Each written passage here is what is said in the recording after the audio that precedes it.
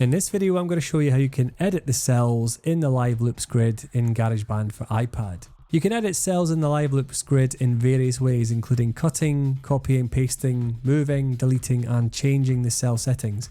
While cell editing is enabled, you cannot start or stop playback of cells, but you can edit cells that you're already playing. You can also copy regions from tracks view and paste them into the grid when editing cells is enabled. So to turn on cell editing then, you tap the Edit Cells button. That's the symbol on the bottom left hand side of the live loops grid. You can see that then it kind of selects everything all at once. To then turn this off, tap the Edit button once again. When you've got editing on, if you want to then cut a cell, double tap the cell. Now it gives you the options to do gain, quantize it, play modes, you display play or stop, the speed, looping, follow tempo and pitch, the length, if you want to reverse it, or if you want to transpose it. Single tapping each of these will allow you to bring up even more options. You can then edit, copy, cut, delete, and then record your own. To simply cut a cell, what you'll do is you'll just select the cut option, copy the cell, basically single tap, tap copy, and then what you can do is select an empty cell, tap again, paste, then copies that in. I'm going to cut that though because I don't want the two of the same in there. So moving a cell then, if you touch and hold the cell and then drag it to an empty cell, just like this. Note that in drummer tracks, you cannot move any other type of track to that. Drummer tracks are highlighted in yellow, just to match the drummer, which you'll have seen in the drummer video in another part of this course. So then, to delete a cell, just as I've shown you already, once you have duplicated it, so I'm just going to copy and paste again, and then to delete, tap it and delete.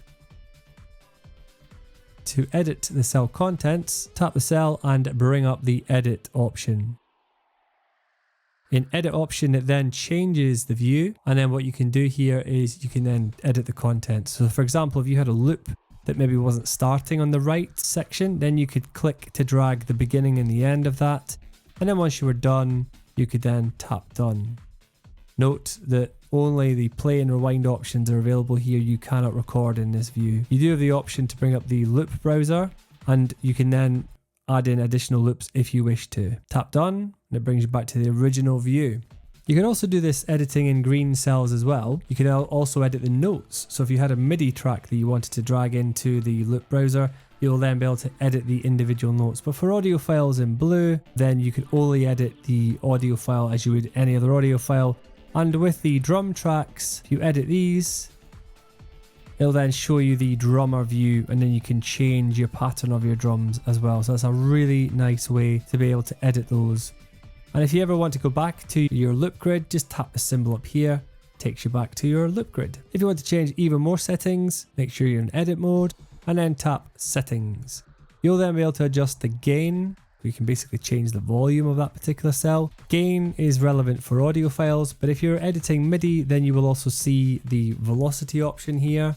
So only gain will be visible for blue and yellow cells as the case for audio and drummer, but velocity will be instead of gain if it's a MIDI cell that you are editing. Underneath that then, you can change the time snap or the quantizing. You could also then change the play mode, so the play mode can be play and stop, or you can only have it to be played while pressed, or you can have re-trigger, which is tap to restart the playback of cell from the beginning. The speed will change the speed of the cell. So say you have a sample that's maybe a little bit too slow, you can tweak that to then beat match what you've already got, or similarly, slow it down if it's too fast. Reverse then will then reverse the sample and it will sound like it's been sped backwards. And if you're really not happy with everything, reset all will reset everything there. You've got transposition options as well. Not always available in all options, depending on what kind of grid you're actually editing. But you can then transpose, which is really useful. The fact you actually do that for audio as well.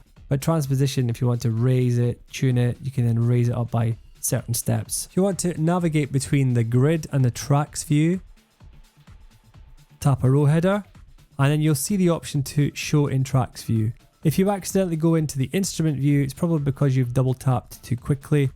You don't have to double tap too quickly, just gentle. Sometimes a single tap will do.